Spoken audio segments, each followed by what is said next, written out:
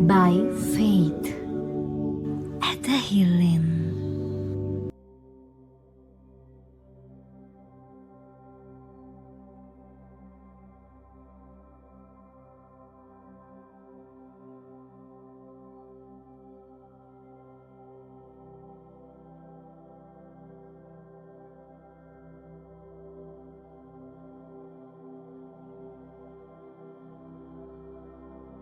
පරම කරුණාවන්ත වූත් මහදයාවර වූත් ජේසුනි, ඔබ වහන්සේගේ අසීමිත කරුණාව සොයා මම අද ඔබ වහන්සේගේ පාමුල වැතිර සිටිමි.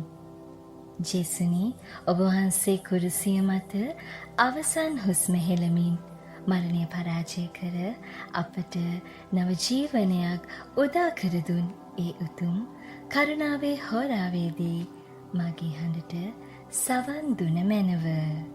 ස්වාමිනී, ජීවිතයේ මට තනිව කරගත නොහැකි මා අසරණ වී සිටින මේ මොහොතේ මගේ සියලු බර ඔබ වහන්සේගේ ශුදු හදවත තුල තැන්පත් කරමි.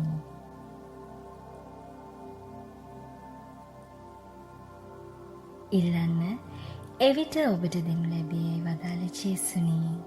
ඔබ වහන්සේගේ ආදරණීය දෑතින් මාගේ ජීවිතය ස්පර්ශ කර මැනව.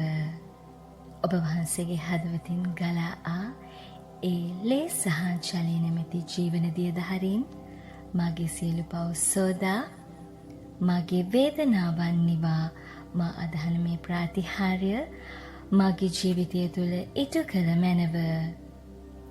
ලෝකයට කළ නොහැකි දේ ඔබ වහන්සේට කළ හැකි බව මම අචලව විශ්වාස කරමි.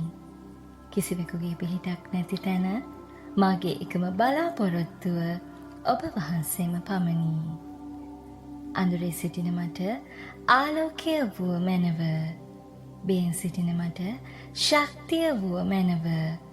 ඔබ වහන්සේගේ කරුණාව මාගේ ජීවිතේ පුදුමයක් කරනු මැනව. ජේසුනි, මම ඔබ වහන්සේ කෙරෙහි විශ්වාසය තබමි.